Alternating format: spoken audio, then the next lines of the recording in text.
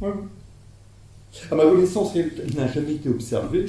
Moi, je l'ai fait parce que ça permet d'étoffer le patrimoine scientifique et qu'il y ait des jeunes femmes qui puissent avoir des référentiels autres que des références masculines quand elles commencent leurs études de sciences, par exemple. Oh, une mauvaise chrétienne.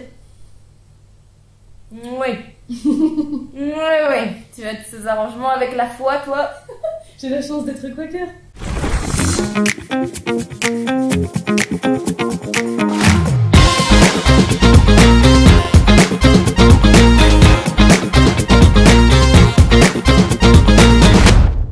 Je fais fonctionner leur bidule nuit et jour, Le week-end. radiotélescope. Ok, le radiotélescope. Attends. C'est quoi cette idée débile? Pourquoi ils vont te renvoyer? Je suis pas au niveau. Ah, tu n'es pas au niveau.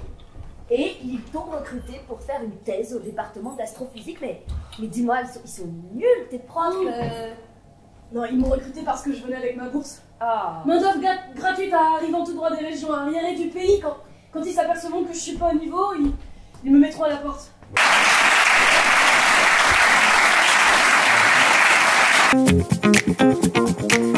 Je m'appelle Roxane Driet. Eh ben moi, je m'appelle Benoît Di Marco et je joue Tony Hewish. Ah, il faut qu'on dise nos rôles, pardon. Moi, je suis Janet. Moi, je suis Clémentine Lebossé et je joue Jocelyn Bell dans Prix Nobel.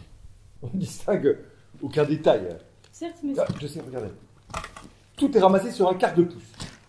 Alors, comment voulez-vous qu'on y comprenne quoi que ce soit? Mais ça ne sert à rien, tel enregistrement.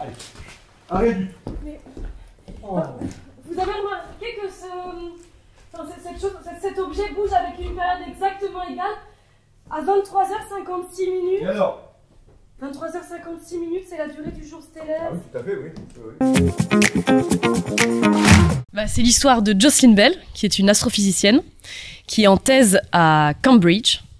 N'importe quoi, c'est ça. C'est à Cambridge, sous la direction de Tony Hewish. Tout à fait. Et elle découvre, alors qu'elle fait sa thèse sur les quasars, elle découvre les pulsars. Et elle n'obtient pas le... je suis fatiguée. Elle n'obtient pas la récompense parce que son directeur de thèse, Tony, dit bah finalement c'est dans mon laboratoire et donc ça, la découverte m'appartient. Voilà, c'est le fameux effet Mathilda. Absolument. Et toi, Roxane? Oui, moi je joue Janet, qui est la coloc de Jocelyn et qui est étudiante en théologie et qui globalement comprend pas grand-chose aux sciences et du coup va permettre une figure d'identification pour la spectatrice pour mieux comprendre lui-même ces questions-là. À la fois, elle est passionnée de biologie, on va l'apprendre. Suspense. Ah oui, je peux dire quoi. Alors, Miss Bell, quant à vous, votre petite amie doit être très fière de vous savoir associée à une telle découverte. Hein? Peut-être n'avez-vous pas de petite amie. Oups. Peut-être en avez-vous plusieurs. Oh là là, cela ne regarde pas.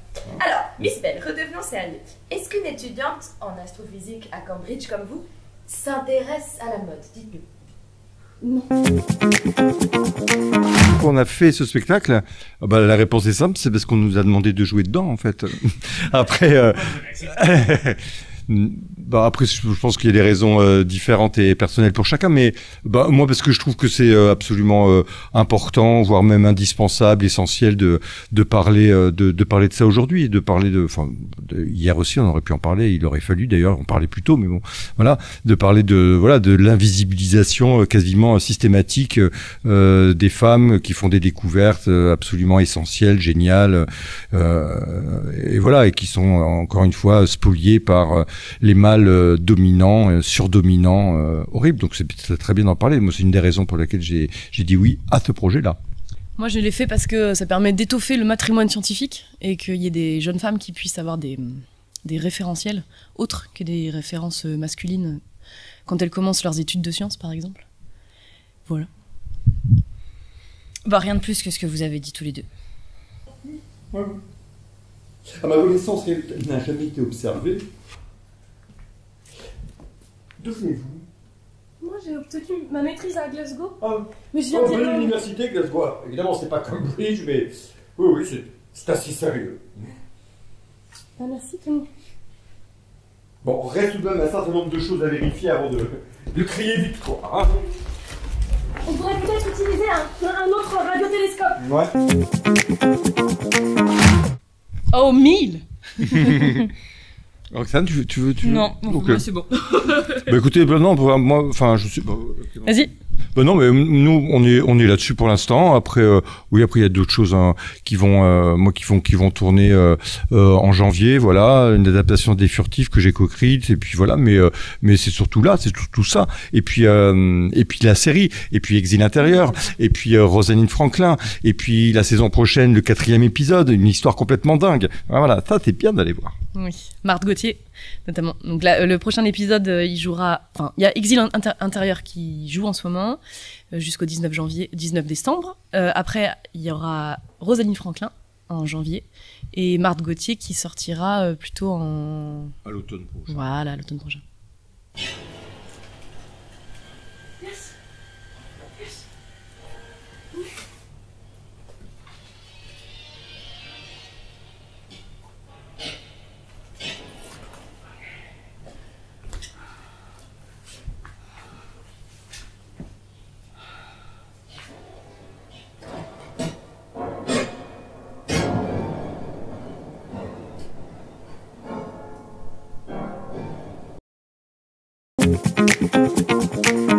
J'ai beaucoup aimé, j'avais déjà vu celui sur Rosalind Franklin que j'ai trouvé super et je trouve ça vraiment intéressant de mettre en avant les femmes de manière générale mais surtout les femmes dans la science parce que c'est un domaine qui a besoin de plus en plus de femmes et de mixité donc c'était un très bon moment, très bien joué, très bien écrit. Merci.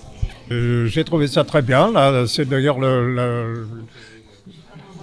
la troisième presse de la trilogie qu'on voit, on a déjà vu les deux autres. Et bon, on se demande si les choses vont vraiment changer quand même finalement. Parce qu'il y a eu beaucoup d'autres exemples de découvertes volées à des femmes par des hommes. Voilà. Et merci à Elisabeth Beauchot là, qui a fait cette série. Peut-être va-t-elle continuer. Tu glisses dangereusement vers l'hérésie là. Et même, oserais-je le dire, vers l'athéisme. Maman, je doute, hein, c'est tout. Ça fait pas de moi une mauvaise chrétienne. Oui. oui. Tu as de ces arrangements avec la foi, toi? J'ai la chance d'être quaker. Mais pourquoi est-ce une chance? À la société des amis, comme on dit, n'impose aucune croyance. Chacun de nous peut accommoder sa foi à sa manière. C'est bien pratique. Au moins, ça protège contre le fanatisme. Bah, je veux dire qu'il faut y croire, quoi. La passion, l'optimisme. C'est un métier ultra beau, ultra joyeux, difficile, mais qui apporte tellement de richesses, tellement de choses qu'on apprend, de rencontres, tout ça, que c'est voilà, il faut pas avoir peur, faut y aller, quoi. Faut y aller, puis après on verra bien. Et puis voilà, c'est ça la vie, quoi. Moi, la jeune génération, j'ai très envie de travailler avec elle, et qu'elle arrive, et voilà, de la rencontrer, et ça m'apprendra plein de choses, je pense. Ah bon d'accord, c'est bien c'est toi. I regret it someday, but this one wants you back again. Oh,